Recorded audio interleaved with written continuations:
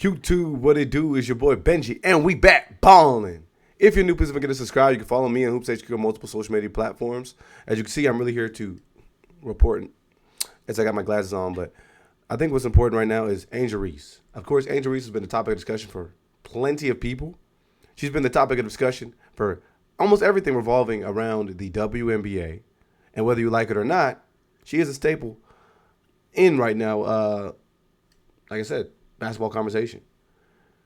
She recently was playing in the Unrivaled League, which has kind of offered a lot of the current players in the WNBA an alternative to going overseas and kind of keep in basketball shape and keep running, as well as make money outside of the WNBA season. Now, of course, Angel Reese meets all type of headlines because people don't believe that she takes the game seriously, et cetera, et cetera, et cetera. At the end of the day, she's making a lot of money. She's a millionaire outside of basketball simply because of the things that she is doing by using her basketball fame to accrue opportunities elsewhere. So she's smart. And she's ushering in this new generation of players that are going to make a lot of money because of their stardom on the court. Now in the Unrivaled League and shutting a lot of the haters up while doing it. Unfortunately, though, she did re-injure herself, and similarly to the injury that took her out at the end of the WNBA season, she had wrist issues, man. So she wasn't able to make it all the way to the finals of the Unrivaled League, but her squad did go ahead and get that W. They're led by Chelsea Gray, who's been putting up some numbers and providing us with a lot of highlight content for show. And good enough and crazy enough, at the winners of the winners of the Unrivaled League actually got $300,000 because there was a salary of $250 supposedly, and there was a bonus for the winners at $50K. Cindy Colson, recent trade to the Indiana Fever. She's a jokester, but she decided to tweet Angel Reese. Look at this. Hey, Angel Girl, just want to check in on you, see how you're doing, and just let you know if I'm here for you if you need anything, especially if you need to get rid of $50K by tomorrow or anything like that. Angel replied, hey, sis, I'm doing well. Just want $50K and on a flight. Oh, I know you are very aware, and I'm sorry to break it to you, but I'm on a rookie contract, and that $50K was a little more than half my contract, so I got to keep it to myself. And there's validity in that statement, bro. She's making like $70K a year on her contract. Over 4 years, her contract is $324,000. She pretty much just hit that in one season with this Unrivaled League. So I think the Unrivaled League has an opportunity right now to put the WNBA back against the wall. At the very least, they're providing what a lot of the players are asking for, and that's money. Now, of course, as they continue to grow, the opportunity is there for them to, accrue sponsors and everything, because we got to see hoops, man, and we got to see a lot of these players actually gel. I mean, Angel Reese at least has been one of the people that we've been able to kind of view from an outside lens looking in. They really getting together. They really are being able to show them like a side of themselves that we probably haven't seen before. I mean, a lot of these WNBA players, but you haven't been able to see a lot of this personality, but a lot of them got. So shout out to them and being the first Unrivaled champions. So talks have been had, and Angel Reese is one of the people to bring it up about that pay. Let's hear what she got to say with Dijonai. We all did it. Yeah, the CBA is coming up. I can't wait. Girl, y'all benefited from everything. Y'all youngins benefited from NIL. What does that mean? We deserve more. I kind of feel what Dijonai is saying because a lot of these, they've ushered in a new generation. Plenty of WNBA players have been vocal about, one, the changes in the league, not being able to be themselves. We've seen plenty of players. I always bring up Kelsey Plum as an example. Bro, she was literally the record holder before Caitlin Clark came in the NCAA for the women's divisions. And she was kind of relegated to a pass-first point guard role. And that's what happens to a lot of these cats as they come into the to the big leagues. Brand new role. That's to be expected. But the W is kind of playing a game in which it's a little more stagnant and we're relying less on superstars. Of course, Everybody. I agree. Everybody. I agree with that. But we got to get paid for consequences.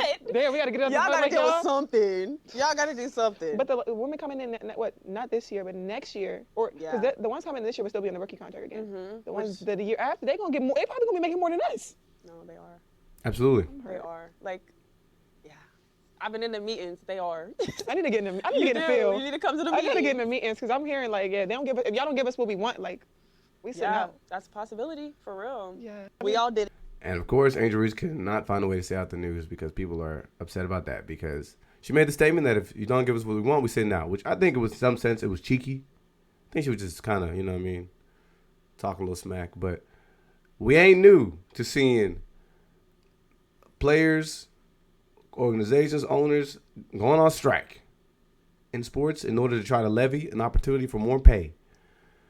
Let's check this article out. The financial realities that Reese and her peers face have been a long point of discussion in and outside the league. Reese has addressed her low WNBA salary in the past and is set to earn $74K next season, almost $75K.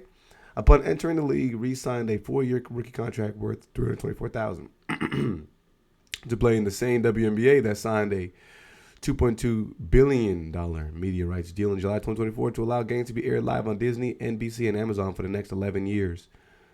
So, I mean, revisions are going to take a while. The players made the decision to opt out of the last CBA to realign the business and save the league from its own limitations, he stated. Today, with a stronger foundation and new investments flowing in, they're opting out again. This time to fully professionalize the league, secure proper wages, improve working conditions, and lock in meaningful benefits.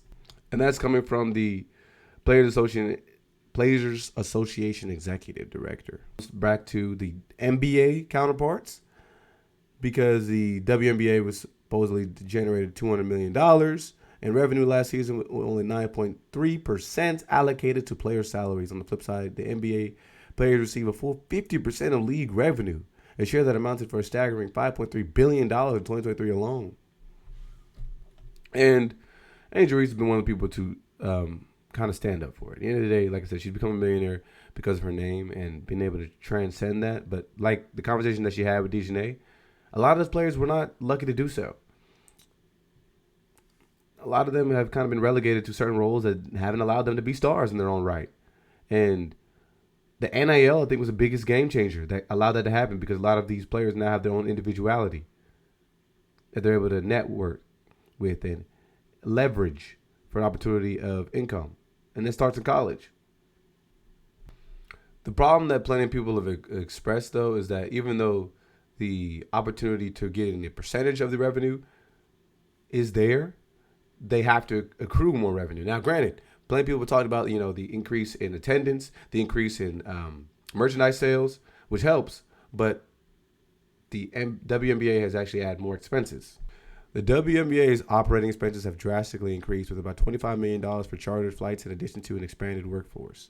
So it's reasonable to expect that no more than $59 million annually could be directed to franchises, subtracting the cost only of chartered flights. And of course, like some of those numbers are addressed up here, like I talked about. I mean, we first saw some of these jumps in the end of 2023. The WNBA announced that the viewership across ESPN and CBS networks had increased by 21% from the previous year. And the 2023 draft was the most watched since 2004, which, of course, got steamrolled the next year, with Angel Reese and Kayla Clark coming in. Attendance rose, and social media saw a huge increase in views. For comparison, while the WNBA has seen 150% growth since the 2015 season, the NBA experienced an 11.6% decrease. So essentially, there is opportunities for, like I said, revenue. But since, I mean, historically we've seen that the WNBA is operating at a loss since it's subsidized by the NBA, which, I mean, big noise has been made about the huge deals that the NBA has signed, particularly when it comes to media rights. Owners, the share that they take in, and the kind of gamble that they're playing in a lot of these teams could potentially lead to them opting out of the deal if there was a strike to go on, you know. Because the owners themselves don't even have majority ownership technically. So again, even though there might be league-wide profit, the owners themselves are still probably not in a profitable position yet. At the end of the day, I think Angel Reese has made a solid point, is that she's going to be one of the people that are going to have to usher in this new wave and this new generation of fans, particularly because I think basketball as a whole is in a position where fans are starting to complain a lot. Fans are starting to be extra critical. Fans aren't looking for ways to continue to check out these games because you're forcing the true people out of the games. I mean, let's talk about the WNBA. If a lot of fans were people that wanted to go see the ball game, over the weekend. I mean, the only problem is now that you have these larger-than-life stars, you are starting to accrue more cost. Good for the league, bad for people that want to really sustain a love and attendance for these games. So a lot of people might go for the stories and narratives, but do you drive a lot of the true fans out? Yes. Do you increase the amount of viewership? Yes. But with that comes the people that aren't really the fans of basketball, people that just want to go for the stories, people that just want to go for the narratives, and the people that are literally looking just to troll. So I think the problem stems from the NBA and how the game is covered, because a lot of these people are relegating those similar sentiments to the W. And them women not getting paid enough to be dealing with a lot of these trolls. At the end of the day, y'all let me know what y'all think in the comments below. Take this to the next one.